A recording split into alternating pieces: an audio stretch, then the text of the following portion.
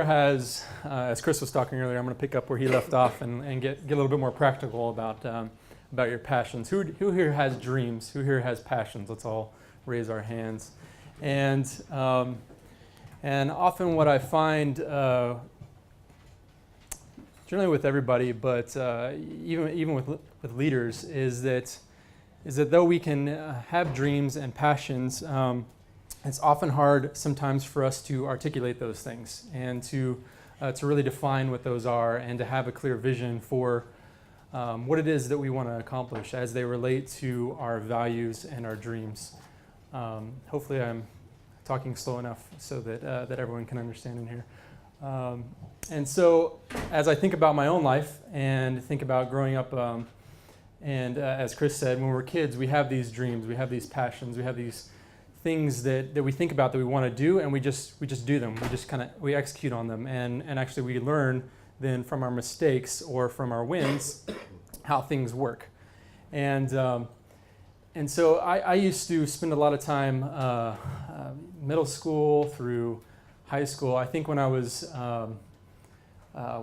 in the equivalent of fifth grade, I saw the movie at that time, The Lion King, and a Disney film, and fell in love with that movie. Actually had me fall in love with Africa, and I always had a dream one day to be in Africa and to even to live there, not knowing exactly what that would look like. But I love the wild, I love adventure, I love all these things, and so I used to sit a lot at night before I go to bed, put in my headphones and throw on some, even as a kid, some classical music. Or I don't know if you've heard of Enya before, but I'm a big fan of Enya. Her music just allows me to dream and think and just, to get fired up and passionate about the things that I want to do. And so, but growing up, I saw that maybe I have a passion for something, and then someone would come to me and have a solution, or I'd read something online or whatever it may be, or I hear about a class or a workshop, or I would go to a church camp and get this, we call it the camp high in America. But this idea that, or even from a sermon or a teaching that I would hear from somebody, there was something that I really connected with and resonated with, and I was like, okay, I want to implement this thing right away, and I want it to change my life tomorrow, not in 5 years. I want it to change my life tomorrow. And when I think about times in my life where I said, oh, I need to work out, I need to get in better shape, or I'd love to start writing and develop a writing habit. But often we want these things to happen instantly. And it's difficult. It's actually against our nature for these things to actually put in the time that's necessary to gradually grow and get to the place where this vision that we have, or this thing that we actually want to see, for that thing to be accomplished. And so for me, I tried all these different hacks, growing up and researching things online, getting inspired by movies, films, other people's stories, and tried to do those things for myself, but they never really took. They never worked. I would often start, okay, I'm going to start journaling. Everybody's talking about how good it is to journal, how much you get to really learn about yourself and know who you are through journaling. And so cold turkey, I just wake up, in the morning and say, I'm going to spend 30 minutes journaling. I write a sentence. And then I'm like, okay, I don't know what to write about. I don't know what to do now. What is this? Or same thing with working out. It's often like, okay, yeah, I'm going to get an accountability partner. I'm going to get a friend who's going to go with me, and we're going to hit the gym, hit it hard, work out an hour each day. And so I just dive in and do that. But at least for me, and I have a feeling other people can relate, is that you burn out quickly. And I often think about the, if you can imagine, there's something, an exercise that you can do. I don't know if you've seen people do it in this thing called CrossFit, but they actually take a big tire and they pull a tire, and so it strengthens the leg. It's really a whole body thing, but this massive tractor tire, and I was trying to find a video of this online as good an illustration, but I couldn't. But I'll try to paint a picture. Imagine somebody who, say this big, giant, massive tire, rubber tire, is right here. You're tied to it. You're strapped onto it, and you, from here, take off running and try to pull that tire. What's going to happen is more than likely, unless you're super strong or superhuman, you're going to go flying back. The change that happens so quickly you're not able to adapt to that and adjust to that, to where you may not even budge the tire. And so what happens is you spring back.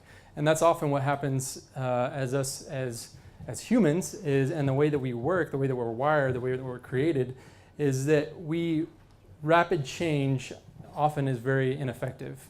And it actually takes gradual time for these things to take place. So instead, if I wanted to move that tire, the way that you're actually supposed to do it is to get out to where you actually have the tension in the rope, and then slowly and gradually start to move it, and then gain momentum, and then you'll go quicker and quicker. And so what I found for myself, actually about 3 years ago, I started studying. I found just in reading an article online, I don't even know which one it was, but I started reading about habits. And I'd heard habits before, and that word to me, when I heard it, just put a bad taste in my mouth, because it was always in the context of how to fix bad habits or how to get rid of bad habits, And so it was always a negative thing that I really didn't. I was like, okay, this is, just like a New Year's resolution type of thing. Like, I'm not really going to stick to it, But it was written in such a way, actually, and a lot of these, what I'll be talking about has been discussed by a guy named Charles Duhigg, who discovered the three elements of habit. And so I'm actually going to break down practically, like Mike was saying, it's important to know as leaders who we are, how we're wired, what it is that makes us work well, what is it that holds us back, And so I'm going to get into the practical about how actually habits are formed, good and bad. And so let's go ahead and go to the next slide. Can we step over? I have power. I'm on a PDF, so let's see. Okay.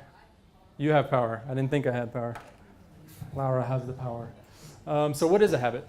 A habit is simply an automatic response to a specific situation.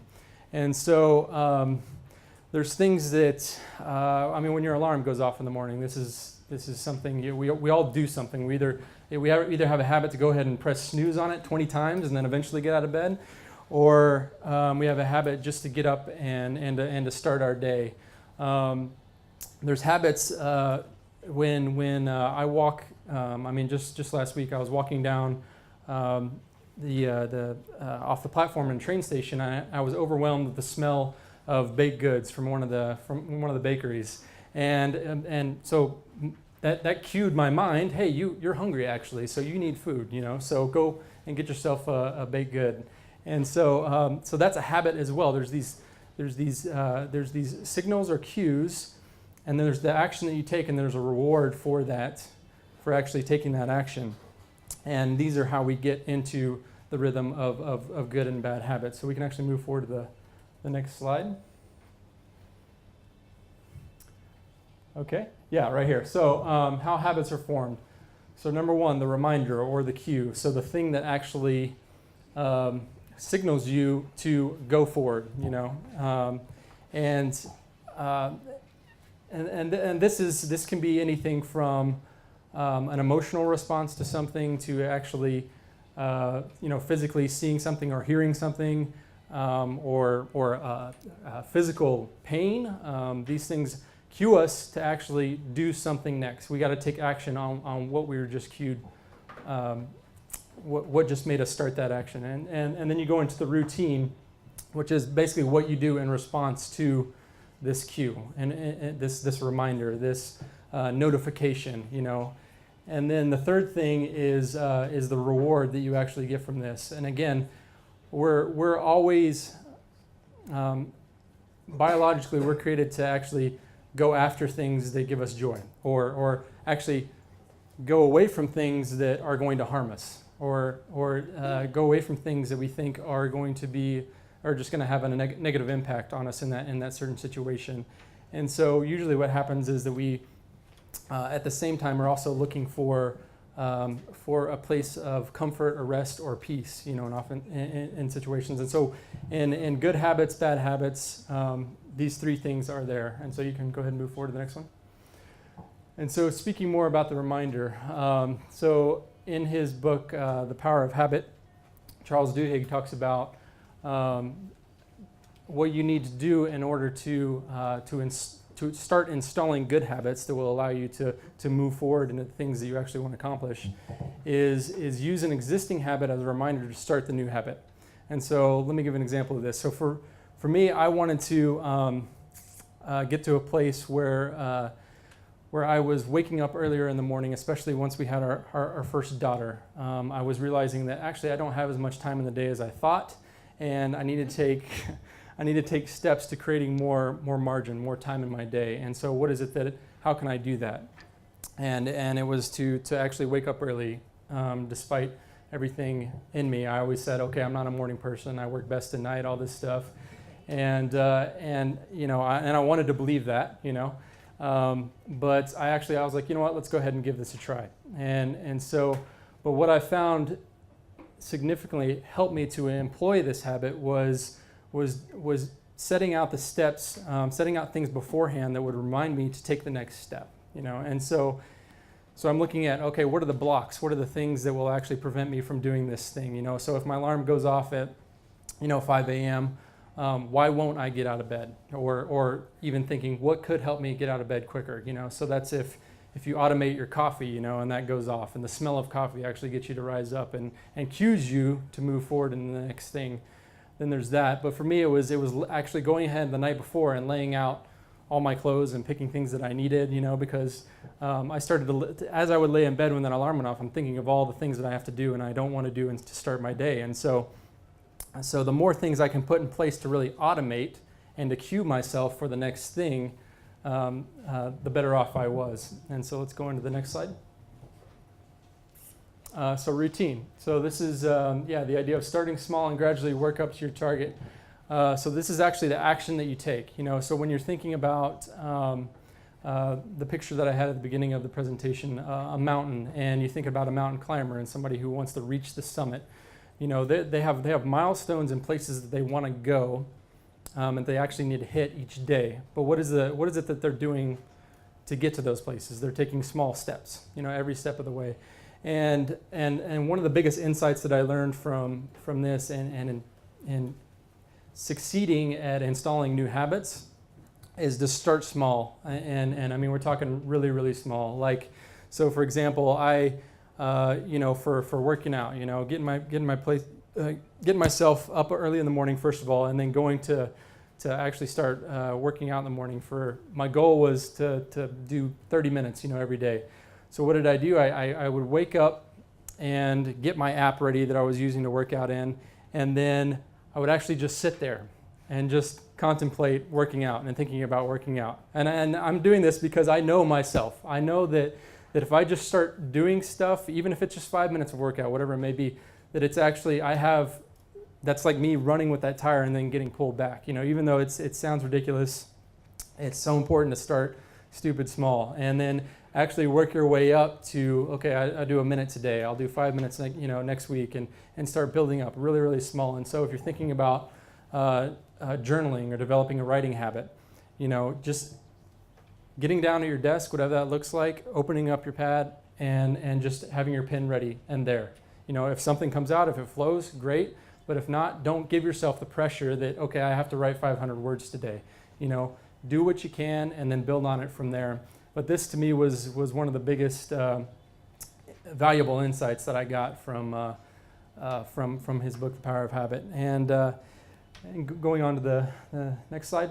So this is John Wooden is a famous coach in the States. He's passed away, but he, in 12 years, in a 12-year span, he was a college basketball coach. And in those 12 years, 10 out of the 12, he won a national championship with his team, which is unheard of, remarkable defeat, never been done before. So this guy, he knows and lives and breathes small steps and installing small habits to actually refine and to shape yourself into the person that you want to be. And so he says, when you improve a little each day, eventually big things occur. When you improve conditioning a little each day, eventually you have a big improvement in conditioning. Not tomorrow, not the next day, but eventually a big gain is made. Don't look for the big, quick improvement. Seek the small improvement one day at a time. That's the only way it happens. And when it happens, it lasts. And so this is huge for for me, this idea, and it's come from several different places, but, and it's also, when I read that, I think, okay, I can install this habit, this habit, this habit, and start them all this week, Again, even the habits that you want to start doing, start small, start with one, get it going to the place that you want it to be, and then add another one from there. And eventually, what it is that you do every day begins to form and shape the person that you have a dream of one day being, the vision, the place that you want to go, the place that you want to lead your team and take your people. So you can go on to the next slide. So the reward. This is probably one of the more important things, because this actually connects you to the beginning of the reminder, the cue. And the idea is to identify what makes you feel good. So whether it's emotionally something that you can say, man, if I start a new habit of actually making sure I tell my wife every day how much I appreciate her, okay, I not only know what that's going to do for her, but how that's going to make me feel too. I don't need to get a chocolate or something like that, or a star that's put on my board, because I did something good. But there are some cases, like for working out, for example, one of the things they say you can do is just create a smoothie, or you have some kind of power bar or something like that, whatever it may be. Or actually, there's other people that say to physically shout out loud, and celebrate, your victory and what you just did. But these things biologically, how we're wired, actually start to create these pathways, So you see like animals, cows in pastures, that over time, that they're going from one destination to another, but they actually create this. They're going on the same path again and again. These same things work in our mind once we repeat over and over. And so what you want to look at with the reward is when you have the reminder go off. So for instance, the early alarm goes off, and I can think of all the reasons why I don't want to get out, but I got to make sure that somehow I'm remembering the why. I'm remembering what's at the end of this. It's so important to have that in mind. And so even before you're thinking about a new habit that you want to instill, to get you closer to the person that you want to be, or the type of leader that you want to be, really write down and know your why. Know why you're doing what you're doing, and how it relates to your personal dreams or vision for your life. So next thing. Stephen Covey, famous leadership guy, wrote the 7 Habits of Highly Effective People. Says only the disciplined are truly free, and I think about in the Bible, it talks about us being slaves to righteousness, and this idea of being a slave to anything is kind of like, oh, I don't like that so much, and even the word discipline. I mean, when I was younger, I was like, don't tell me about discipline. I don't want to hear that. I want to be free. I want to be able to think and do whatever I want at any time, and I come from a more creative background. I was a photographer for 5 years, and so I like the idea of just being able to let things happen as they happen. But I saw that in my life, in order to move forward into the things and accomplish the things that I actually want to do, there had to be barriers put in place. There had to be, first of all, a clear vision, but then what was it that was going to keep me focused on that vision, and because God has a plan for all of us. God has a purpose for each one of our lives, and so often when we're kids, we have these dreams and things that we want to see happen, and we believe so much that we can do so much, and it's the enemy and evil's goal to keep putting you down and to say that, no, that's not possible. And often when that happens, or how he's doing that, is to constantly distract you from what is good, from what is true, and what God actually wants you to pursue. And so I've found for myself personally that forming good habits and getting to a place where I'm repeating things daily keep me grounded and keep me focused. And it also begins to you not only get to see a clearer picture of who you are, but other people start seeing that as well. When you start to put these habits in place, when you start to be molded and shaped into this person that you want to be, other people start noticing you for that, and are drawn to that or repelled by it if it's not a good thing. So next slide. So 2 questions to leave you with. what is the smallest step you can take towards creating your new habit? And so again, thinking of one habit, think of what is the smallest thing that I can do either today, tomorrow, what can I plan next week? Really small. And even better if you tell somebody what that thing is and they ask you about it and follow you up on it, you got a better chance of success there. So the next slide. And really think about the things that will get in the way of you creating this new habit, and think about how you'll overcome it. I mean, if you think just about driving or your morning commute to work, if you drive or even if you take the train, we have a set path that we always take, that we always go on, but sometimes there's a detour, there's construction, there's whatever it may be that may get in the way. What is it that's going to cue us, to actually stay on track and to eventually get to our destination? But it's important, again, especially because it's Satan's desire to take us out, and so knowing that if we're starting to pursue the things that are really going to draw us closer to God and the things that He has for us in our lives, we have to be aware that those attacks are going to come. And so you can think about it small, like, okay, some small habit that I want to instill. What are the things that are going to get in my way? But when you think about your overall vision for your life and the places you want to go, really defining what is it that's possibly will get in my way, or what are things that I've fallen into before, what are traps that have trapped me before, and so writing those things out and getting clear on those so that when they come, that you can in fact still overcome it and push forward to succeeding in your new habit. So that's it.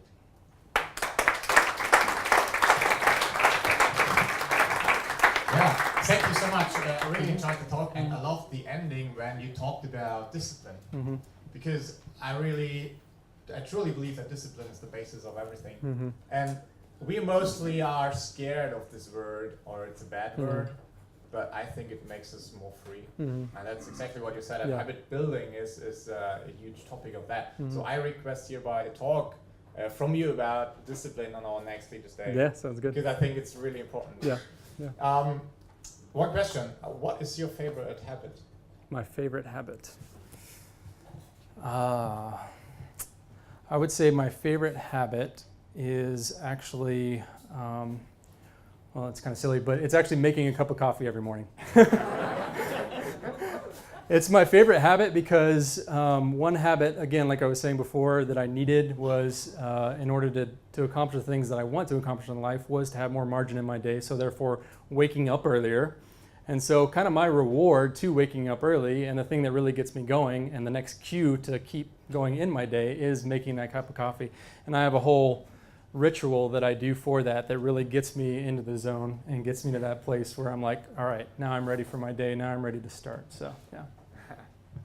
Thank you. And coffee is a good keyword.